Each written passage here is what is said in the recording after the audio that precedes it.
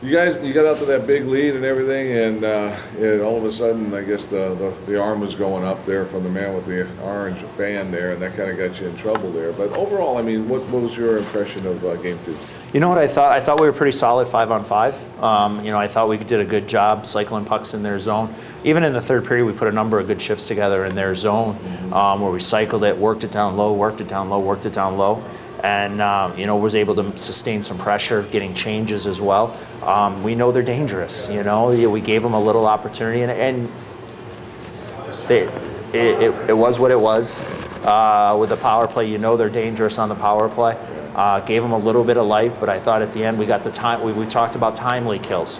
We got that timely kill at the end of the game, and our power play was fantastic again for us. Yeah, what's been the difference with the power play? It was struggling there toward the end of the season, but now all of a sudden you're kind of going on. Shooting pucks. Hey. Yeah, no, it's one of those simple things that you know, we're not trying to overpass. We're taking more of an attack mentality, and the guys have embraced it, and we've had some success with it.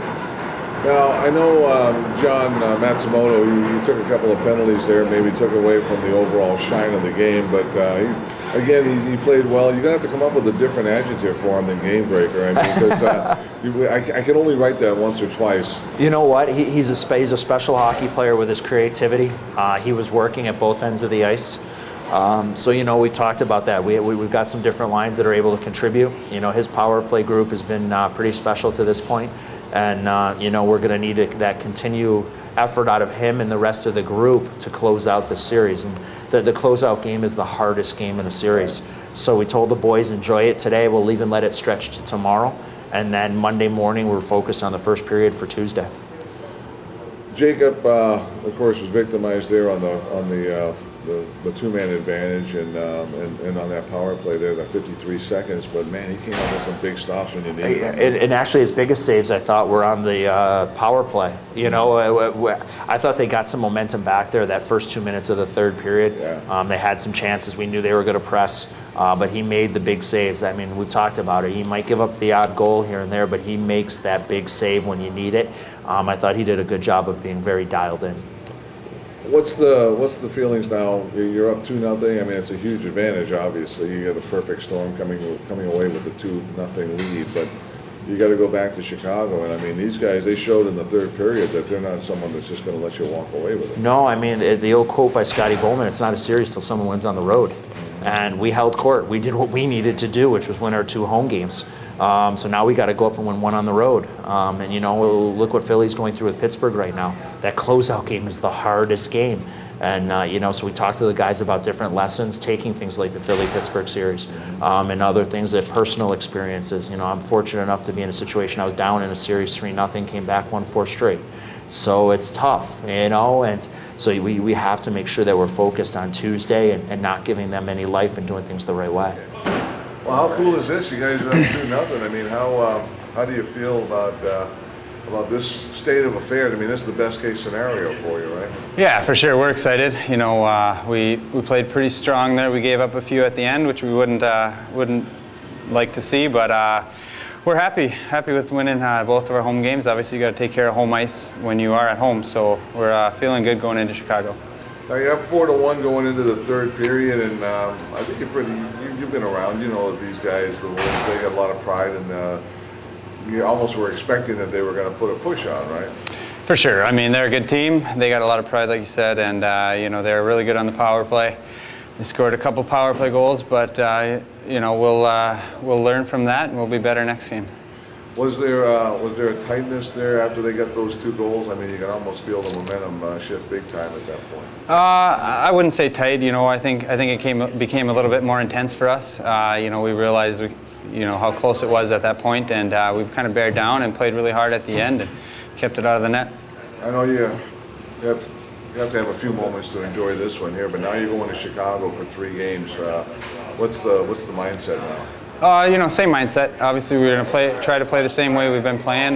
We know it's not going to be easy. We know they have a lot of fight and a lot of life in them, and we just got to bear down and play our game and see what happens. All right, boy, you've really come alive here on the offensive end here. What's been the big key for you, James, on getting on the scoring sheet a little bit more than you did, say, the last month or so? You really turned it on here.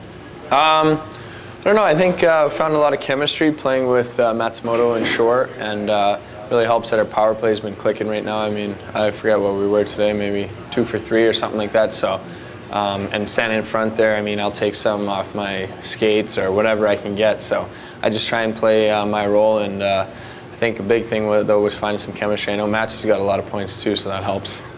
Now on your goal there, you really fooled the goaltender Matt Climby there. I mean, was that just kind of reaction on your guys' part? I mean, or just kind of taking advantage of the play, or how did that all come about? Well, Matsy got into a bit of a battle with their D-man, and I think that the goalie thought the puck was just going to keep coming, and it kind of squirted out to me free, and he had checked over his left shoulder, and I just kind of squeaked it on the far side when he wasn't looking. Sneaky, yeah. Man. Now you're up 2-0, but you know the Wolves they're pretty capable of putting a run together themselves. What are you thinking right now going to Chicago? Well, obviously they're a better team at home. I think their record kind of showed that this year, but we know that the toughest game really is to close out a team, and if we're going to be successful and do that, we got to keep bringing the things that we were doing in our home barn and do it in their ice. How crazy was it there after Chicago gets those 2 goals in less than a minute? I mean, was there, obviously you guys were composed because you won the hockey game, but I mean at that point of the game, what was the feeling there amongst the team? For a bit there, I think we kind of were scrambling, and you know, we might have had our backs against the wall a bit, but we got a time. Well, there was a timeout in the game, and I think we just kind of said, like, we need to be composed here. We're still in control of this game. We still have a 1-goal lead, and it's up to us to create the pace out there, I should say. And I got to think that you got to give a little credit to Jacob too, Markstrom there. I mean, he gave up 3 goals today, but boy, he made some big stops toward the end there. 3 goals on 40 shots isn't anything bad. I mean, he made a lot of nice glove saves, and I mean, when we needed him the most at the end there, he was huge for us, and that's what you need if you're going to win in playoffs, is a goalie who's playing well. All right. So how big? I mean, obviously it's big, but I mean, up 2-0 is like the perfect storm for you guys now. But I guess you're thinking that you really can't slack off. But what's the feeling in the room now? You know, we came out and we did what we wanted to do to start the first period, and obviously our power play has been helping out big time to get us that lead today, and especially on the 5-on-3 to kind of extend our lead. But we went into the third period, you know, we had a good, comfortable lead, you know, something we didn't want to sit back on. Obviously, we took a couple penalties, and that's what their team's really good at doing, is obviously capitalizing on the power play. Haydar, Mancari, those guys like that. And you know, they put on a pretty good push there at the end of the game, and you know, we just held strong and were able to get the win out of this one. Now you get credit for the first goal. You know, Rollo shot it, but from upstairs we couldn't see what happened. What happened on that goal? I don't know, a lot of things. Ryan Pratt took a puck in the face. Hopefully he's all right. We kind of kept the puck going. They were kind of, I guess, scrambling around because they had a guy that was down, and so I was just trying to stay in front of the net. That's something we've been working on to help the power play, just kind of take away the goalie's eyes. And Greg put a great shot on net. It hit me in the foot and just kind of happened to go in. So I guess I got an easy one. You got an easy one. Now, when a guy goes down like that, when Limprecht goes down, do you think that maybe they let up a little bit defensively? Or? I don't know. I think it's sometimes you get a little, I don't know, I don't want to say discombobulated, but I mean, you're wondering what's happening. Is the ref's going to blow the whistle, or what's the case here? Usually in an injury situation, the team that is injured has to kind of gain control of the puck to stop it, or else they're not really, can't really take it away from us in the offensive zone. And so that was obviously a fortunate incident on our behalf. But with one guy missing, obviously it kind of turns into kind of a scramble for them.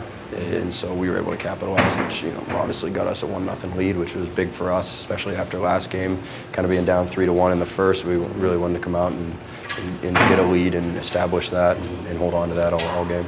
What's been the big difference in the power play? Power play's really been struggling the last month of the season. Now you guys are kind of on a pretty good roll. Yeah, sometimes it just takes hard work or, you know, luck. I mean, I'm not sure, you know, a guy going down, taking a puck in the face is kind of lucky, but obviously unfortunate. But we've been trying to work really hard at it. We know it's something that's really going to help help us in the playoffs, to be able to take advantage of other teams' mistakes, taking penalties or any of sorts like that. That we really need to capitalize on those, and obviously we did on the 5-on-3, which was another big goal by Matsumoto.